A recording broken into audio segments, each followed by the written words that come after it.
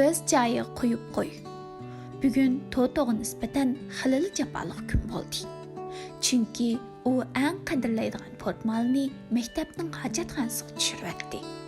Gerçi portmalda bir tiyin pul bo'lmasmi, ammo bu portmalning o'zi Toto'ning qadrlaydigan narsasi. Hojatxonaga borsimi, qo'yib qo'yg'isi kelmaydigan a'tiborliq buyum edi. Portmal tovardan tikilgan. Qizil, sariq, yeşil chaqmoq gullik. Odatdagidek. 4 pulning shakllik bo'lib, 3 pulning shakldagi tilga o'xshaydigan bir yopqichi bor. Tugma qadaydigan yerga bir dona kumush rang Shotlandiya tayg'ini kichik shakllik tugma qadalgan. Bulabgidek umoq edi. Qisqasi, u ajoyib chiroyli portmal edi. Toto hojat qilmoqchi bo'lsa, hamisha pastga qarab qo'yishga odatlangan. Bu haqiqatan bir ajablanarli illat. Ammo u kichigida shundoq edi. Bu illat tufayli Toto maktabda o'qishdan burunla bir necha chiq qalpoq, yipak qalpoq degandeklarni hojatxonaga tushirib etgan edi. U chaqdagi hojatxonalar hozirgi zamonaviy hojatxonalarga o'xshamaydi. Yanala ko'chilaydigan shakldagisi edi. Asti asgal bo'lg'achqa qalpoq hojatxona asgilida laylab turadi. Shunga anisi hamisha Totoni hojat qilib bo'lgandan keyin pastga qarma deb eskartadi.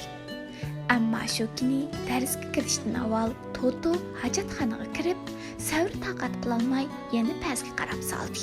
Aslida yaxshi silavanmagan bo'lsa kerak, yilqi esil portmal paq qilib tushib ketdi. Toto "Abla!" deb cho'chib to'ldi. Qayta qarab edi, qop-qorong'u pastda portmal zadil ko'rilmadi. Undaq bo'lsa, Toto shu chaqda yana qandoq inkasda bo'ldi?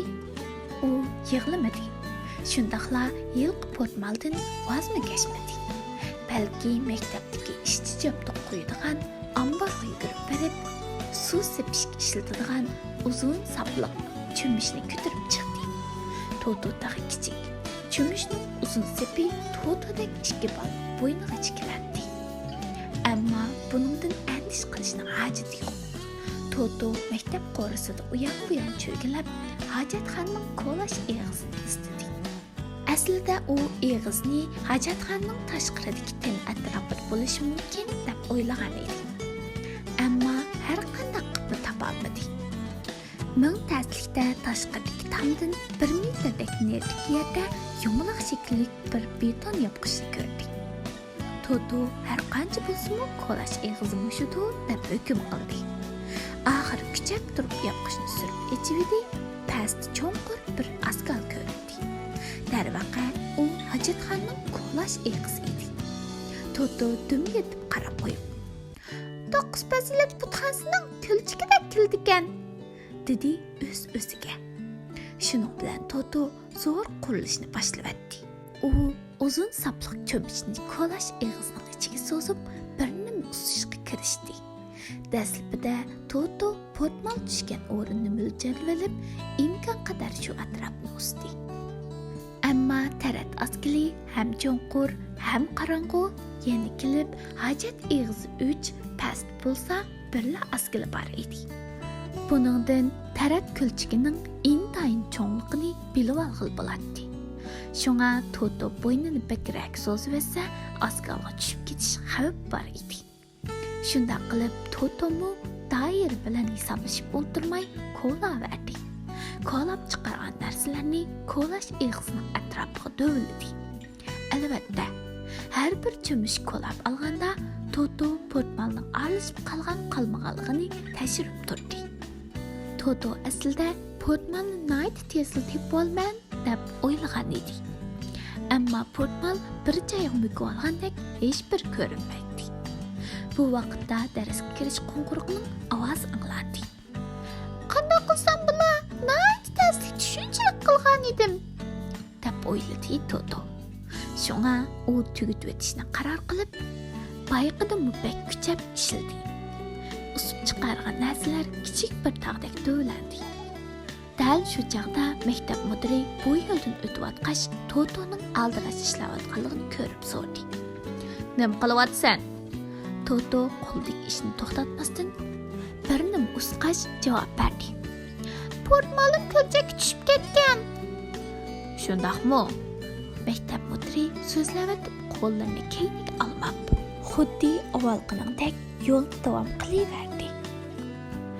Birdamdan keyin portmal yenil tepilmay, yerdagi kichik tog' bo'lsa, bargan siri egizladi. Bir chaqda maktab mudiri apandim yana kelib, "Topdingmi?" deb so'radi. Toto chilliq targa cho'milgan, yuzimi qizargan, kichik tog'ga qapsilib qolgan holda, "Yo'q dahi" deb javob berdi. Mudir yuzini Totoning yuziga sal-pal yaqinlashtirib, xuddi qadimiy do'stlardek, "Ishingni qilib bo'lgandan keyin bularning hammasini o'z joyiga o'rlashtirib at", dedi. U so'zini tugitib, yana bayqidek ketib qoldi. "Ha-a", Toto ro'q qaldi javob berib, yana ishiga kirishdi. Tuyuqsiz Toto bir ishni yodiga oldi. U yilqi kichik tog'ga qarab qo'yib, "Portmalni topgandan keyin bularning o'z joyiga qaytaraman. Ammo yerdagi sularni qanday qilarman?" deb o'yladi. Darvaqa kichik tog'dagi suv yerga singib ketgan edi. Toto to'xtab olib, yer ostiga singib ketgan suvni qanday qilib maktab mudirining topilgani bo'yicha tal-to'kis o'z joyiga qaytarg'ili bo'lganligini o'ylayotdi. Natijada suv singan yerni azroq qirish qaroriga keldi. Haqiqatan yer yuziga egiz bir kichik tog' do'vilinib, tarat oskili ko'linib, quruqdalgandek bo'lib qoldi. Ammo hil portmal yenil ko'rilmaydi. Balkim portmal tarat oskilining yon temiga mahkam chaplashib olgan yoki ko'lchakning ostiga cho'kib ketgandi. Ammo shu chaqda Toto portmal yo'qolgan taqdirdami, naytiraziman. Chunki o'zim shuncha ko'p ishlarni qildim deb o'ylagan edi. Amaliyotda Totoning qanoatlashidagi yana bir taraf, maktab mudiri mening qilgan ishlarimdan xafa bo'lmadi. Menga nayt ishandi. Meni bir insoniy fazilatli odam deb qarab hurmatladi deb o'ylaganlikdan bo'lgan edi. Biroq shu chaqdagi Toto shunchalik murakkab psixikalik o'yinishni tex tunib yetmagan bo'lgan edi. Odatda cho'nglar Totoning qilayotgan ishlarini ko'rib qolsa, "Nima ahmoqona ish qilyapsan?" yoki "Bexatarlik, bo'ldi qil" deyishi mumkin edi. Yoki bo'lmasa, pozitsiyasi butunlay o'xshamaydigan cho'nglar "Men senga yordamlashay" deganmi bo'ladi. Biroq ishingni qilib bo'lgandan keyin bularning hammasini o'z o'rniga qo'yib qo'y deb qo'ydiganlardan maktab mudiridan boshqa yana ikkinchi bir odam chiqmasligi mumkin. Shunga anasi Totoning bu ishni so'zlab berganligini anglaganda maktab mudirini chin dilidan "Haqiqatan qaltis odamkan" deb maqtadi. Toto bu ishdan keyin hojatxonaga kirganda zodili pastga qaramaydigan bo'ldi. Uning ustiga maktab mudirining chin ko'nglidan ishnishga bo'ldigan odam ishkanligini his qildi. Shunga u maktab mudiriga burunqidan bakrak amroq bo'lib qoldi. Toto maktab mudiri bilan deyishgani bo'yicha yilqi kichik tog'larni butunlay asldagi tarat oskiliga ittirib atdi. U tog'larni sirtga o'tkash intayin tasga to'xtagan bo'lsa-mu, ammo ichiga tushirib o'tishni nayt tezlik tugatdi. Uningdan keyin Toto cho'mish bilan suvi singib ketgan yerlarni qirib chiqarib, unimi tarat oskiliga tashladi. Oxirida u yerlarni tuzlab, beton yopqichni yepib, hammasini o'z aslidagidek qilib qo'ydi. Uzun sapliq cho'mishnimi japliq obmiriga akirib qo'ydi. Shu kuni kechda uxlashdan burun Toto qorong'ilikqa tushib ketgan chiroyli portmalni aslab, yana sal-pal afsuslandi. Ammo u kunduzi nurg'un ishlar qilib, intayin charchaganlikdan tezla uxlab qoldi. Toto portmalni istayman deb qahramoni jang qilgan yer yana azroq nam bo'lib, aynurda allaqanday bir go'zal narsadek val-vul qilib chaqnab turardi. Hilqi chiroyli portmalmi cho'qim ma'lum bir joyda jimjit turgandi. Ismning manbasi. Totoning haqiqiy ismi Teddy Soko edi. Nimishqa shundaq ismni qo'ygan bo'lg'aydi. Aslida Toto tug'ilishdan burun uning tuqqanlari va ota-onasining do'stlarining hammasi cho'qim o'g'il bola deyishgan ekan. Ota-onasi tunji farzandlik bo'lg'achqa ularning so'zlariga ishinib, shuning bilan bolasiga Ted deb ism qo'yishni o'ylashgan ekan. Ammo ularga bir qiz farzand nasib bo'ldi. Ismni qo'yib bo'lgan ota-onasi sal xijolatchilikda qolgan bo'lsa-mu, ammo ikkisila Ted degan so'zni yaxshi ko'rib qilib, undan voz kechgisi kelmay, Tedning keyniga Soko degan so'zni qo'shib qo'yish qaroriga kelib, natijada uning ismi Teddy Soko bo'lib qolgan ekan. Toto kichik chaqda atrofidagilarning hammasi uni kichik Toto deb atashadi.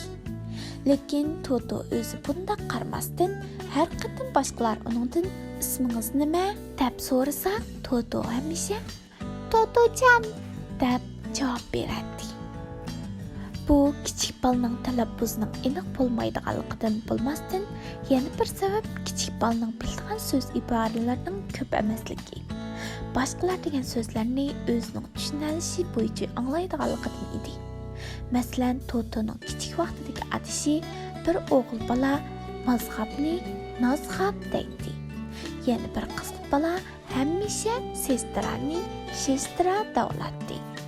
Shuningga o'xshashla u har qatim boshqalarning o'zini kichik Toto deb chaqirganligini anglasa, hamisha ular meni Totojon deb chaqiryotdi deb o'ylaydi. Hatto u Chan degan so'zni o'zining ismi deb hisoblaydi. Faqat tatisining buning sirtida edi. U qachonlardan boshladiki, Totoni Totosu deb ataydigan bo'lib olgan edi. Nimishqa Totosu deydiganligini belgilab bo'lmaydi. Ish qilib tatislar shundoq chaqiradi. Masalan, Totosu dadanga qizil gildagi xatomli qo'ng'izni tutishib bergina degandek gaplar. Shunda qilib Toto boshlang'ich maktabda o'qigan qadar dadasi bilan ov iti Rocky'dan boshqa hamma kishi uni kichik Toto deb chaqirgan bo'ldi. Toto xotir daftariga Totojon deb yozib qo'ydi. Ammo u yana buni boshqalar davatgan kichik Toto deb hisoblaydi. Chan so'zi yapon tilida kichik sabiy degan ma'noni bildirdi. Odatda kichik qizlarni erkalatganda ismining keyniga ulinib keldi.